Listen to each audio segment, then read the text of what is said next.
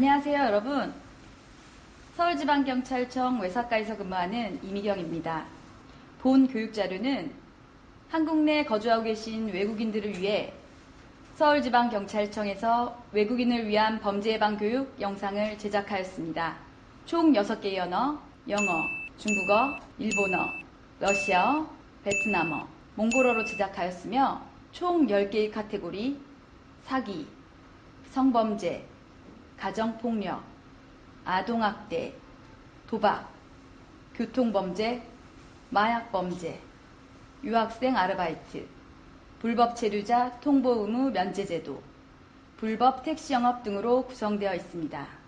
각 언어별 강사님들께서 유형별 피해 사례 및 예방법 등에 대해 알려드리도록 하겠습니다. 첫 번째, 사기 범죄입니다. 보이스피싱은 전화 등 통신장치를 이용하여 상대방을 속여 돈을 가로채는 금융사기입니다. 통장과 돈을 요구하는 모든 전화는 위험하니 그런 전화를 받으면 의심부터 하시기 바랍니다.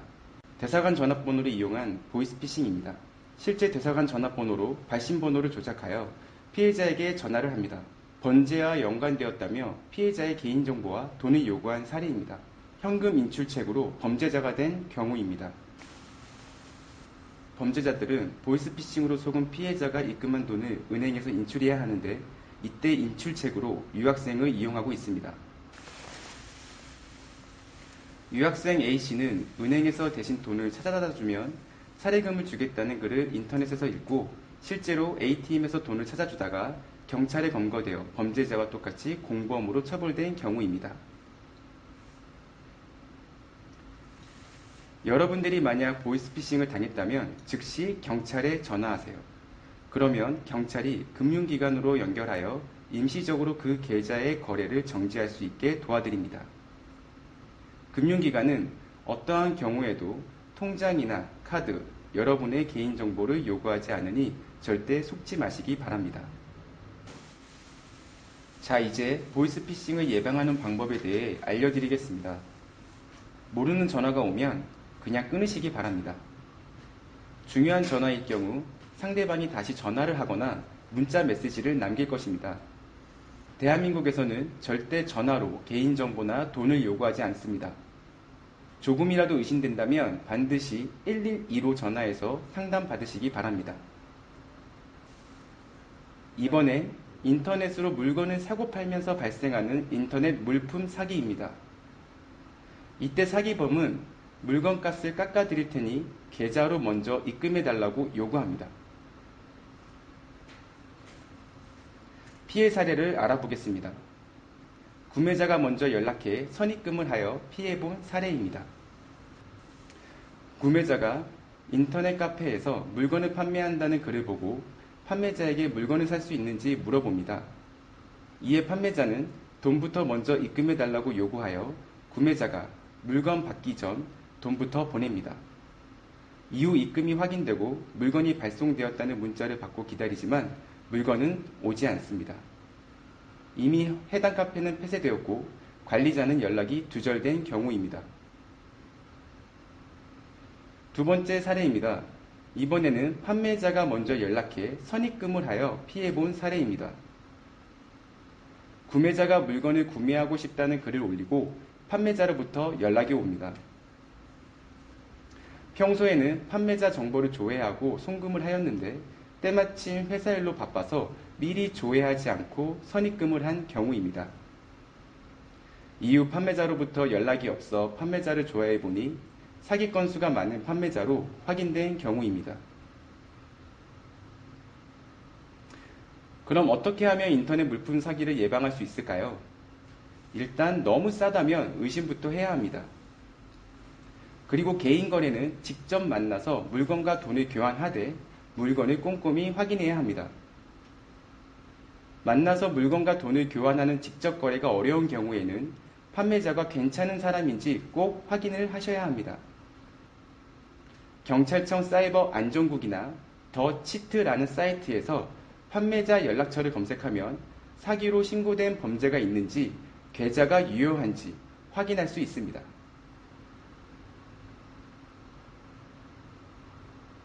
대포 통장에 대해 알아보겠습니다. 대포 통장이란 통장을 개설한 사람과 실제 사용하는 사람이 다른 비정상적인 통장을 말합니다. 범죄자들은 자기 명의의 통장을 사용하면 경찰이 쉽게 찾아낼 수 있으니 다른 사람의 명의를 빌려 통장을 사용합니다.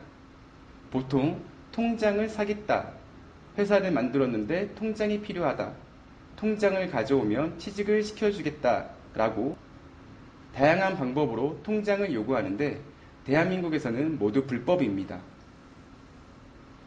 대포 통장의 피해 사례를 알아보겠습니다. 입국한 지 한 달 된 유학생이 인터넷에서 통장을 빌려주면 20만 원을 준다는 글을 읽고 범죄자에게 연락해 자기 명의의 통장을 보냅니다. 20만 원이 생겨 기분이 좋았던 것도 잠시 경찰로부터 연락이 옵니다. 경찰은 통장이 보이스피싱에 사용되었으니 경찰서로 나와 조사를 받으라고 합니다. 경찰서에 가서 한국법을 잘 몰라서 그랬다고 진술했지만 결국 범죄자와 공범으로 처벌받은 경우입니다. 어떻게 하면 대포 통장으로 인해 범죄가 되는 것을 예방할 수 있을까요? 누구에게도 통장, 체크카드, 계좌 비밀번호를 알려줘서는 안 됩니다. 통장 복사본을 주는 것도 안 됩니다. 그리고 통장을 빌려주면 돈을 주겠다, 대출 한도를 늘려주겠다, 이런 잘못된 유혹에 절대 흔들려서 안 됩니다. 세상에는 공짜가 없는 법입니다. 두 번째로 성범죄입니다. 무엇이 성범죄일까요? 사전적으로는 상대방의 의사에 반해 상대의 성적 자기결정권을 침해하는 모든 행위를 말합니다. 내가 어떤 이성을 만날 것인지, 어떻게 행동할 것인지 성적인 부분에서 내가 원하는 것을 스스로 판단하고 결정할 수 있는 권리를 말합니다. 법률적으로는 폭행이나 협박을 해서 강제로 상대방에게 성적인 행위를 하는 것입니다. 주로 강간이나 강제추행이 대표적입니다.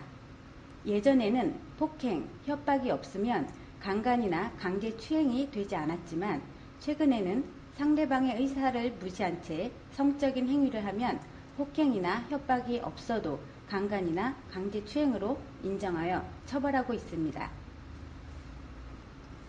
성범죄 피해 사례를 알아보겠습니다. 피해 여성은 직장 상사 A씨로부터 강제추행과 모욕을 당했습니다. 일반적으로 여성이 이러한 일들을 당하면 당황하고 자신이 잘못한 건가 자책하기 일쑤입니다. 그러나 이 여성은 CCTV, 녹음 파일 등을 증거로 수집해서 경찰에 신고하였습니다. 결국 직장 상사 A씨는 강제추행이 인정되어 처벌받았고 이 여성은 고용노동부를 통해 새로운 직장에 취직하게 된 사례도 있습니다. 여러분께 이런 일이 있어서는 안 되겠지만 혹시나 당하신다면 절대 여러분의 잘못이 아니고 상대방의 잘못인 것을 기억하시기 바랍니다. 성범죄를 당했을 때는 일단 최대한 그 상황에서 벗어날 수 있도록 노력해야 합니다. 주변 사람에게 도움을 요청할 수 있도록 큰 소리로 외치거나 112에 신고하시기 바랍니다. 112 긴급신고 어플리케이션을 활용해도 좋습니다. 또한 중요한 증거는 최대한 확보해야 합니다. 몸을 씻지 말아야 하고 당시 입었었던 속옷은 버리지 말아야 합니다. 그리고 반드시 경찰에 신고하시기 바랍니다. 대한민국에서는 성범죄를 당한 경우에 피해자에게 임시로 숙소를 지원하고 전문 상담가의 심리 상담, 국선 변호사의 법률 지원을 해드리고 있습니다. 또한 의료비 등 경제적 지원 제도도 있으니 경찰에게 도움을 요청하시기 바랍니다. 이번에는 데이트 폭력과 스토킹에 대해 알아보겠습니다. 데이트 폭력이란 교제 중인 상대방에게 폭력이나 협박 등 위험을 가하는 행위입니다. 스토킹은 상대방 의사와 상관없이 직접 만나러 온다거나 전화를 한다거나 여러 방법으로 공포나 불안감을 주는 행위입니다. 예전에는 데이트 폭력을 단순 연인 사이의 다툼 정도로 생각했으나 지금은 엄연한 범죄 행위입니다. 그렇다면 데이트 폭력, 스토킹에 어떻게 대처할 수 있는지 알아보겠습니다. 여러분, 폭력은 사랑이 아니라 범죄라는 것을 꼭 기억하셔야 합니다. 협박한 메시지를 캡처하거나 대화 내용을 녹음하고 목격자가 있다면 목격자의 연락처 등을 기록해 두셔야 합니다. 폭행을 당했다면 맞은 부위를 촬영하고 병원에서 진단서를 받아 증거를 확보해야 합니다.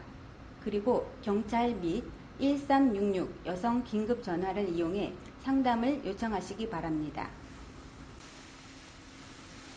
세 번째로 가정폭력입니다. 무엇이 가정폭력이겠습니까? 신체적 폭력은 물론이고 경제적, 정서적 폭력도 가정폭력입니다. 또한 방임과 성학대도 분명 가정폭력입니다. 가정폭력은 예전부터 각 가정의 문제로 여겼지만 최근에는 사회적 문제가 되고 있어 국가가 적극적으로 개입하고 있습니다. 가정폭력의 대처 요령입니다. 먼저 경찰에 도움을 요청해야 하며 폭력 현장에서 바로 벗어나야 합니다. 폭행을 당했을 때는 폭행 부위를 촬영하거나 병원에서 진단서를 받는 등 증거를 확보해야 합니다. 가정폭력은 대부분 한 번에 그치지 않고 지속적으로 반복되는 경우가 많습니다.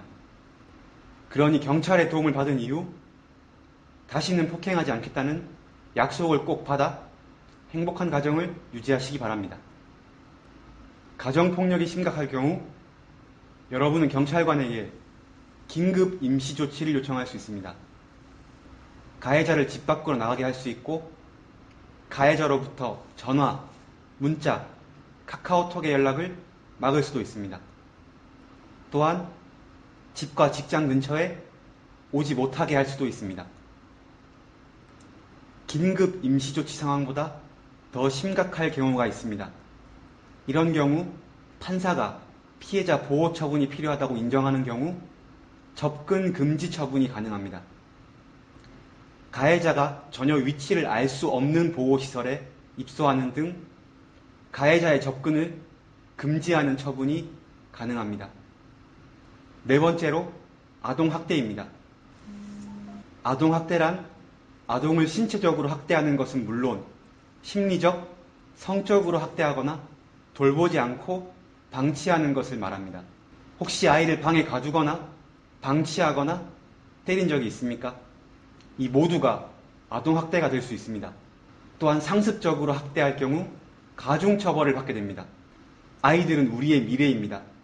내 아이라고 해서 내 마음대로 하는 것은 아동학대가 될 수 있습니다. 다섯 번째로 도박입니다. 도박이란 금품을 걸고 승부를 겨루는 것을 말합니다. 잠깐 즐기는 게 아니라면 범죄가 될 수 있으니 유의하시기 바랍니다. 각 나라마다 도박의 종류는 다릅니다. 대한민국의 경우 고스톱, 중국은 마작, 미국은 카드, 태국은 사설로또 등 전 세계적으로 다양한 도박이 있습니다. 도박할 장소를 제공하는 것을 도박개장죄라 하며 도박죄보다 도박개장죄가 더 나쁜 범죄로 도박하지 않고 단순히 장소만 제공해도 처벌받을 수 있습니다. 여섯 번째로 교통범죄입니다. 여러분, 교통사고는 누구에게나 일어날 수 있습니다. 대부분의 사람들이 사고가 났을 때는 당황하기 마련이나 절대 당황하지 마세요. 침착한 마음으로 우선 차에서 내려 다친 사람이 있는지 확인하셔야 합니다. 다행히 다친 사람이 없다면 보험회사에 전화하세요. 렌트카라면 렌트카 회사에 전화하시면 됩니다. 안타깝게도 다친 사람이 있다면 112에 전화하셔서 경찰이 하라는 대로 하시면 됩니다. 다친 사람이 있다고 말하면 경찰이 출동할 때 구급차가 함께 출동하게 됩니다. 교통사고가 났을 때 가장 중요한 건 다친 사람의 치료입니다. 대한민국에서 운전을 할 때 하면 안 되는 행동이 있습니다. 본국에서는 운전할 수 있더라도 운전면허 없이 운전할 수 없습니다. 술을 마시고 자동차 오토바이를 운전하거나 자전거를 타는 것은 절대 해서는 안 됩니다. 음주운전은 직접 하지 않더라도 범죄가 될 수 있는데 바로 음주운전 방조죄입니다. 술 마신 사람에게 자동차 열쇠를 주거나 음주운전할 것을 알면서 술을 마시게 하거나 음주운전을 권하고 함께 차에 타거나 음주운전하려는 사람을 말리지 않는 경우도 모두 음주운전 방조죄입니다. 자전거 안전규제에 대해 알아보겠습니다. 자전거를 타고 음주 주행하는 것은 안 됩니다. 안전모는 꼭 착용해야 합니다. 보도 통행 시에는 보행자에 유의하며 횡단보도에서는 자전거에서 내려서 끌고 가셔야 합니다. 원동기가 켜진 전기 자전거는 보도 통행을 금지합니다. 대포 차량에 대해 알아보겠습니다. 서류상 주인과 실제 운행하는 사람이 다른 차량 또는 주인이 누구인지 모르는 차량을 대포 차량이라고 합니다. 차량 주인이 누구인지 확인하기 어려우니 범죄에 이용되거나 교통사고가 났을 때 다친 사람의 피해 회복이 쉽지 않습니다. 그래서 대포 차량의 운행을 금지하고 있습니다. 대포 차량은 어떻게 발생할까요? 채무관계에 얽혀있거나 차를 사고 명의 이전을 하지 않거나 차를 도둑 맞은 경우에 대포 차량이 될 수 있습니다. 대포 차량은 단순히 운행하는 것만으로도 처벌받을 수 있습니다. 혹시 이런 행동을 하신 적 있거나 보신 적이 있나요? 신호위반, 중앙선 침범, 과속 진로 변경, 금지 위반, 급제동, 이유 없는 소음 발생, 안전거리 미확보, 앞지르기 위반, 횡단 유턴 후진 금지 위반, 모두 난폭운전입니다. 보복운전 절대 안 됩니다. 일부러 급하게 정지하기, 가다서다 운전하며 위협하기, 진로 방해하기, 차선 밖으로 밀어붙이기 절대 하시면 안 됩니다. 7번째, 마약 범죄입니다. 마약을 범죄로 처벌하지 않는 나라들도 있습니다. 그러나 대한민국에서는 마약, 향정신성 의약품을 단순히 소지하거나 사용하는 것을 범죄로 처벌하고 있습니다. 금지되는 마약으로는 아편, 몰핀, 물뽕, 헤로인, 코카인, 대마, 메사돈, 야바, 히로뽕, LSD, 해피벌룬 등이 있습니다. 마약류 등 수출입 판매나 구입, 집에서 재배하거나 종자 소지, 마약을 투여하는 장소를 제공하는 것은 엄연히 범죄입니다. 마약 투약은 물론 단순히 소지하기만 해도 처벌받을 수 있으니 유의하시기 바랍니다. 8번째, 유학생 아르바이트입니다. 유학생도 아르바이트를 할 수 있을까요? 네, 출입국 간사의 허가를 받으면 가능합니다. 원칙적으로 영리, 취업활동은 금지되어 있으나 시간제 취업, 즉 아르바이트는 사전 허가를 받으면 가능합니다. 그럼 어떤 아르바이트를 해야 할까요? 편의점 등 사회통념상 학생이 할 수 있는 업종, 단순 노무직이나 일회성 활동은 가능합니다. 그러나 많은 돈을 준다고 하여 유흥주점에서 도움 일을 하거나 풍속에 어긋난 장소에서 일을 하거나 공장이나 첨단산업연구소에 취직하거나 개인 과외, 불법 추심 행위는 금지하고 있습니다. 출입국 간서의 사전 허가를 받더라도 시간 제한은 꼭 지키셔야 합니다. 학부, 어학연수 과정은 일주일에 20시간 이내, 석사, 박사 과정은 일주일에 30시간 이내입니다. 아르바이트 기간은 1년이지만 제약 기간 내에는 연장이 가능합니다. 단 학기의 70% 이상을 이수해야 하고 평균 B학점 이상을 획득해야 합니다. 외국인은 비자 종류에 따라 체류 자격 범위 내에서 활동할 수 있습니다. 외국인의 경우 누구나 취업할 수 있는 것이 아니라 취업할 수 있는 자격과 할 수 없는 자격으로 나뉘게 됩니다. 관광 취업 비자의 경우 체류 자격 범위 내에서 취업 활동이 가능하고 유학생은 물론 어학연수, 방문 동거, 동반 비자의 경우 출입국 간사의 허가를 받으면 취업 활동이 가능합니다. 특히 이번은 결혼 이주 여성분들이 취업 활동 관련하여 주의하셔야 할 부분입니다. 한국인과 결혼한 딸의 출산을 돕기 위해 본국에서 초청받아 가족 초청 비자로 한국에 온 가족분들이 취업 활동을 하게 되었는데 출입국 관리사무소에서 이들을 불법 취업으로 단속하여 강제 퇴거된 사례가 있습니다. 가족 초청 비자의 경우 취업이 불가합니다. 방문 동거 비자로 체류를 연장하는 경우에도 원칙적으로는 취업이 불가하니 자세한 내용은 출입국 관리사무소로 문의하시기 바랍니다. 9번째, 불법 체류자 통보 의무 면제 제도입니다. 불법 체류자 통보 의무 면제 용어가 굉장히 어렵습니다. 쉽게 말씀드리자면 대한민국 경찰은 외국인의 불법 체류 사실을 발견하면 출입국 관서에 불법 체류 사실을 통보할 의무가 있습니다. 그러나 불법 체류자라 할지라도 범죄 피해를 당해 경찰에 신고하신 경우 경찰의 통보 의무가 면제되는 제도라고 할 수 있습니다. 경찰에서는 불법 체류라는 신분으로 범죄 피해를 구제받지 못하는 사각지대를 해소하기 위해 이 제도를 운영하고 있습니다. 그러나 모든 범죄에 적용되는 것은 아닙니다. 형법과 특별법의 일부 범죄에 적용되는데 형법에서는 살인, 상해, 폭행, 과실치사상, 협박, 유기학대, 체포감금, 약취유인, 강도, 절도, 강간, 강제추행, 권리행사 방해, 공갈, 사기 등 중요 범죄가 해당되며 특별법으로는 직업안정법, 성매매, 성폭력, 교통사고처리 특례법, 폭력행위 등 처벌에 관한 법률이 해당됩니다. 다만 앞에서 본 사건의 모든 피해자에 대해 통보 의무가 면제되는 것은 아닙니다. 불신 검문이나 다른 범죄로 단속된 경우, 쌍방 폭행의 경우, 피해자가 아닌 참고인으로 조사받는 경우, 범죄 피해자인지 불분명한 경우, 이미 불법 체류자로 단속된 경우, 이러한 경우에는 불법 체류 사실이 출입국 관리소에 통보된다는 사실을 꼭 숙지하시기 바랍니다. 또한 불법 체류자 통보 의무 면제 제도의 도움을 받아 범죄 피해를 회복하게 되더라도 체류 자격이 합법으로 변하는 것은 절대 아닙니다. 경찰이 출입국 관서에 통보하지 않을 뿐 불법이라는 신분은 그대로 유지되므로 언제든 단속되어 강제 추방될 수 있습니다. 범죄 피해 구제를 받으셨다면 자진 출국하셔 합법적 신분으로 재입국하시기 바랍니다. 10번째, 불법 택시 영업입니다. 불법 택시 영업이란 외국인 관광객 대상으로 택시가 터무니없는 비싼 요금을 받거나 택시 영업을 할 수 없는 일반인이 렌터카로 택시 영업을 하는 것을 말합니다. 외국인 관광객들의 피해 예방을 위해 저희 서울지방경찰청 관광경찰대가 집중적으로 단속하고 있는데요. 우선 사례를 알아보겠습니다. 택시가 바가지 요금을 받는 사례입니다. 외국인 관광객이 택시를 타고 인천공항에서 마포구까지 오는데 실제 택시 요금은 6만 5천 원이었는데 외국인 관광객이 5만 원권 지폐 8장을 주었고 택시기사가 거스름돈을 주지 않았습니다.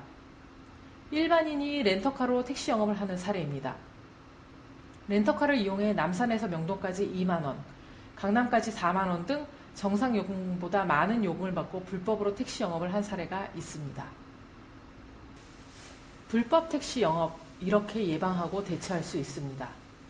택시가 아니면 타지 않기, 택시를 타기 전 노란색 번호판을 확인하기, 요금이 많이 나왔다고 생각되면 즉시 112로 신고하시기 바랍니다.